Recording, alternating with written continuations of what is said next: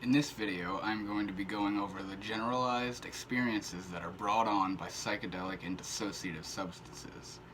Now, I'm going to be speaking from personal experiences. For dissociatives, I have tried ketamine and nitrous oxide, and as for psychedelics, I have tried LSD, DMT, and psilocybin mushrooms. I'm going to be speaking strictly from my experiences with them and the differences that I have come to realize through using them. It's not going to be stuff that you can just read online, although it or may be similar to some of those things said. So, to begin, I'm going to give some examples of the two different types of chemicals we're talking about, the dissociatives and psychedelics. I already kind of did in the ones that I've tried, but some common dissociatives that are known are ketamine, nitrous oxide, and PCP or phencyclidine. As for the psychedelics, those are more commonly known. There's the LSD, DMT, psilocybin, mescaline, ayahuasca, which is called something different, but it's still DMT. But the psychedelics are more commonly heard of, And the dissociatives are more, or traditionally they are used as medicines or things in hospitals like anesthetics, something like that. Actually, all three of these dissociatives I just listed have at one point been used for anesthesia. So now that I've given some examples of the different kinds that there are being dissociatives and psychedelics, I'm going to get into the nature of the experiences that they bring on. Once again, my personal experiences with them. So to start, I'm going to talk about the psychedelic experience. The psychedelic experience. That's the beginning of my breakdown of what I thought I knew and who I thought I was, the whole 9 yards, The psychedelic experience is a very personal and intimate and intense experience. It's an encounter with raw reality, raw experience, and some of the other psychedelics, such as DMT and the mushrooms, have the ability to make you feel as if you've completely transcended this existence and are now in a alternate dimension of some sort, and you can potentially speak with beings or not artificial, but just very foreign intelligences that seem to be embedded and are pumping directly out of this experience you're having. And like I said, they're very serious, deep things. And don't get me wrong, there have been times where it's fun or silly or everything's funny and you're just having a good time on them and you feel like a child again, something like that. But most of the time, a majority of the time, for me, it's a personal, reconnecting, diving deep type feeling. Now, for the dissociatives, which I actually have less experience with because I have actually just recently began using them, they come off to me as a much less serious experience.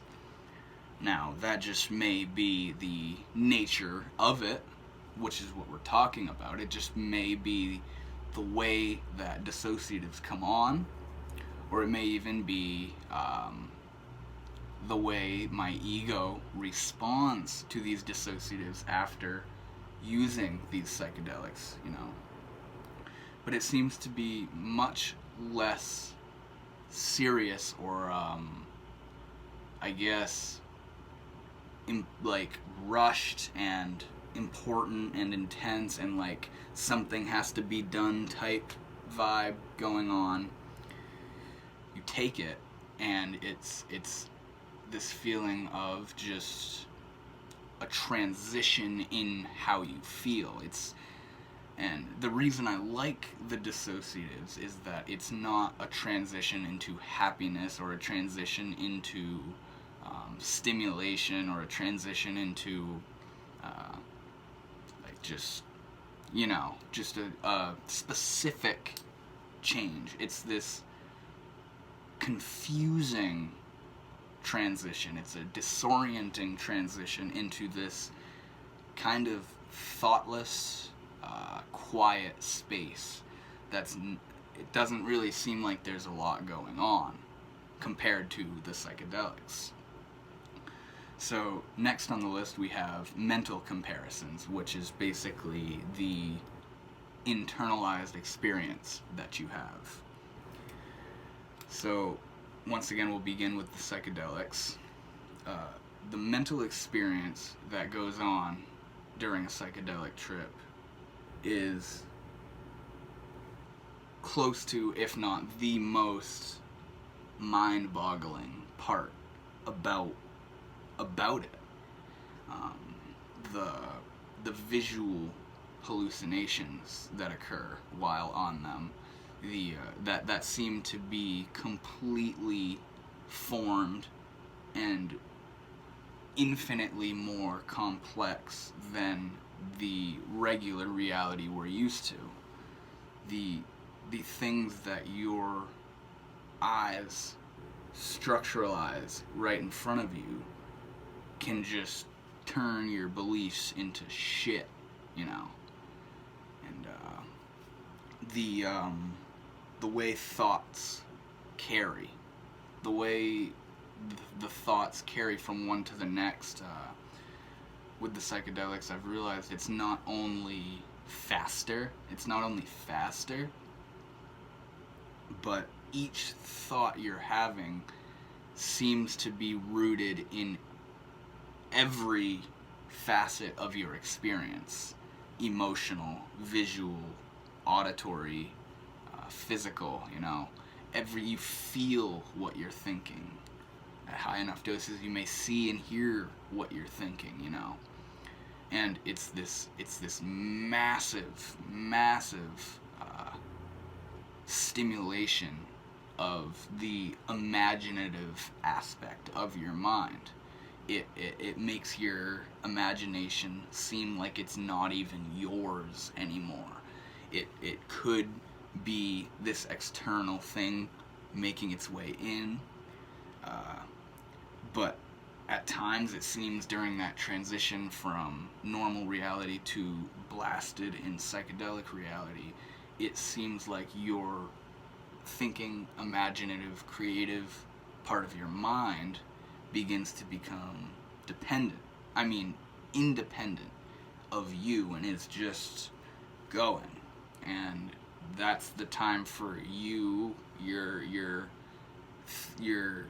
coherent mind to let go and stop trying to make amends with that imagination mind, because that's where things get fucky on the psychedelic experience, where you're holding on to this one idea that's rapidly morphing and transitioning. So that's the mental psychedelic experience generalized. As for the dissociative mental experience, the dissociatives are much less rooted in visual hallucination, visual performance. At high enough doses, you get things like crossing vision and lag as you look around, where things seem to be like paused and then move, and it could look like things are like sliding around or moving about. You may begin picking up on certain patterns in things, like not as near as intricate as the psychedelic perception, but you start to pick up on like the way specific patterns look around you, I've realized. but it is way, way toned down in the visual aspect of it. And for what it does to your mind, what you're thinking, and how you feel, and all that. Like I said earlier, it's a confusing transition where I've experienced this specifically, mostly with ketamine, but it's this feeling where as the experience really comes on, you're trying to hold this thought, you're thinking of something, you're maintaining the thought, and it starts to fade out, like a match that's burning out, and it's fading, and then it snubs out, and you're like, what the fuck was I just thinking about? You know, like, or like, what does that even mean? It becomes just like confusing, and then whatever, and you think about this next thing, and it slowly fades out, and as the experience gets more and more intense, these thoughts just seem to stop really. The part of you that's trying to think of things just stops and is literally just in this void of thoughtlessness. The imaginative mind is still seeming to pulse in weird concepts and scenarios that have tended to be psychedelic-like, or more comparable to really high doses of cannabis rather than psychedelics, but where your imaginative mind starts just kind of going on its own again, but not as pronounced as the psychedelics do with that part of your mind. So now the physical comparisons. So the psychedelics, it's basically everything with them, but it's really unpredictable how it's going to make your body feel, I mean, with certain ones, there's a certain feeling that will come about when you're on a psychedelic. It's this kind of feeling like, I get it like in my head and in my eyes, and it's this feeling of like it feels like my eyes are paper thin, and I'm just like wired to the max. Like I am not tired at all. Everything feels like a thin layer of static around you, and you just feel really like maneuverable, I guess. It's like not elastic, but like just very maneuverable, I guess. You can move to your fullest extent, and other psychedelics such as DMT, they can do crazy things to your body as the experience comes on, where you feel like your body is melting away into the surface that you're sitting on, or conjoining with your surroundings, or completely disappearing and disintegrating, like it's not even fucking there anymore, and you're just this like this point of consciousness that's just watching it all fucking go down, but you don't feel any sort of physical boundary between anything. I've never gotten to that point, but it's made me feel the feeling of being interconnected to everything and not able to get away from the connection to everything physically, And for the dissociatives, I've realized that the dissociatives give a much more body load, high type feeling, where when you take it, you get things like it gets really hard to move. It gets disorienting when you move around. Like you'll move a little bit and then stop, and it feels like you keep moving all around, and feel like you're moving in ways that you aren't, even if you're just sitting still. But it can also do this thing where this is the epitome of dissociation, where it feels like your body, like you are not your body. You're kind of just like up in this bitch as this point. Once again, that just mind watching, and you feel like your body is just this like blob in fucking like I don't really know how to explain it, but it's this feeling of like it's just there. Your body's just there. It's not really a part of you. It's just something else that's in front of you, you know. And this is on high doses of dissociatives.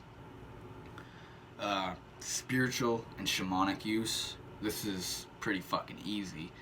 The psychedelics definitely,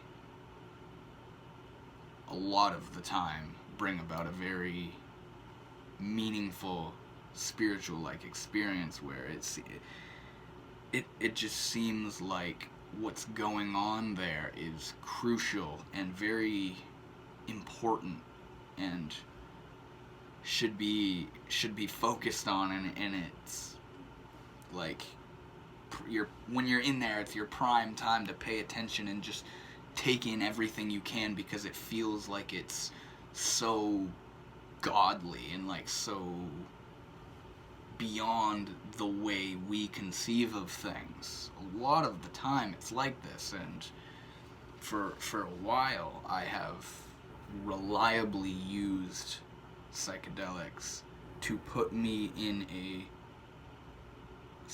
spiritual or shamanic-like encounter with the unknown, the mystery of existence, the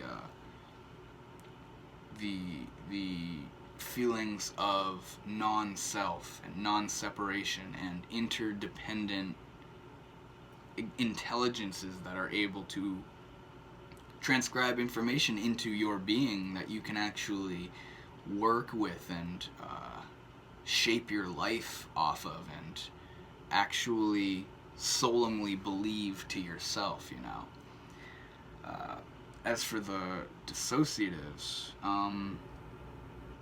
the way I see it is, with the dissociatives, basically, it's unpredictable with the spiritual-like experiences. And if you were to say, no, it's just as spiritual as psychedelics, I would, you can fucking make taking a sip of water a spiritual, enlightening experience if you look hard enough at it, you know. But from what I've experienced, the dissociative experience doesn't hurl me into self-awareness and self-contemplation and just deep analysis of my life and this universe and those kind of things that psychedelics get you going about. I've more realized that it kind of just simply takes your mind out of the equation, and it doesn't really let you choose what type of experience you have. You know, you at a big enough dose, you take it, and it just does it does this thing to you, and it's more, I guess, with the dissociatives, it's what you make of it. You can make it a spiritual experience, or you can make it just getting fucked up with your friends. I mean, I'm not the type of guy to get fucked up on psychedelics. I honestly can't. Like have a good time and like just chill with people. Don't get me wrong, I've laughed my ass off for hours on psychedelics, but it's an intimidating idea to me to use them in a recreational sense. As for dissociatives, I am much more inclined to use them in a recreational sense, in a hanging out, relaxing, having a good time, listening to music, that kind of setting, you know. To the point where the environments that people like to drink alcohol in, I would probably rather use a dissociative substance over getting drunk. And that's kind of my take on the spiritual potential of dissociatives compared to the psychedelics. Now, which do I prefer? I guess it honestly depends, you know. Basically what I was just saying earlier, if I'm feeling like really philosophical and just in my mind thinking about what things are, or pondering a past trip I've had and wanting to like connect something with it or proceed on with the dialogue, I'll usually take a psychedelic because it always delivers this just raw, intense punch of a fucking experience, you know. But when I would prefer dissociatives, it would be more in a setting where like you don't have anything going on, you're might be hanging out with some people or on your own, just chilling out, you know, not really, just going about your day, nothing's going on.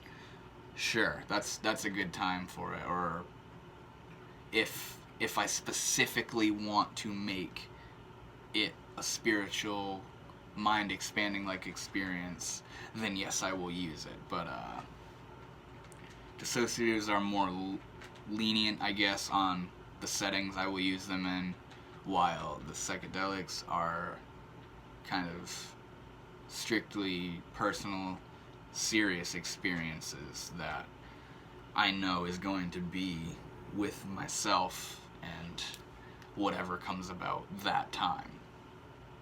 So the last thing that I have to say for this video is the potentials for abuse of these two things.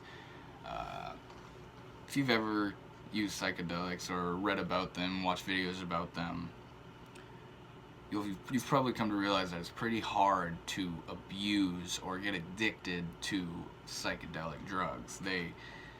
I've said it over and over again, the experience is just so powerful and different and mind warping that if you have any sense of what's going on in it, you know, what the content of that experience, you're going to have a hard time getting yourself to a point where you're relying on that content constantly being present.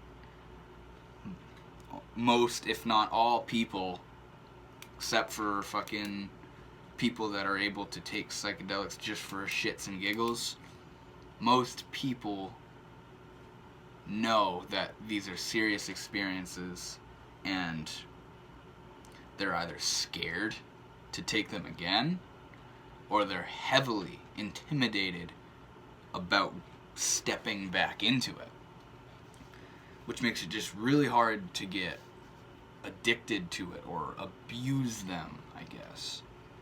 As for the dissociatives, it is a whole different ballgame because the experience is much less intense, dependent on the dose you're taking, obviously, but the experience is much less intense and honestly more toward the side of pleasurable, a euphoric-like experience where if you've had a bad day, you know, bad day at work, and you're thinking on your head, I'm gonna go home and fucking do a whip it or snort some ketamine, whatever it is, that's more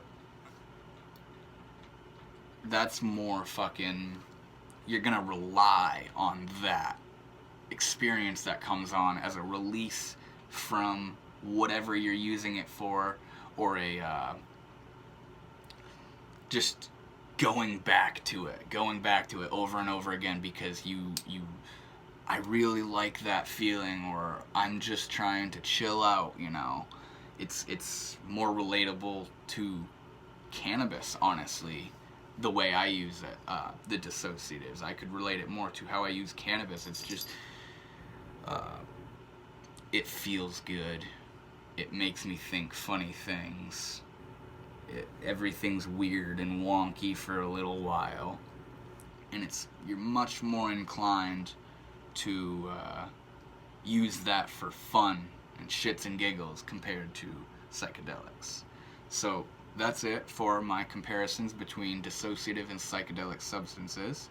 It was cool going over this. I thought it was a pretty good one, so I hope you got something out of it, and I will be back with more.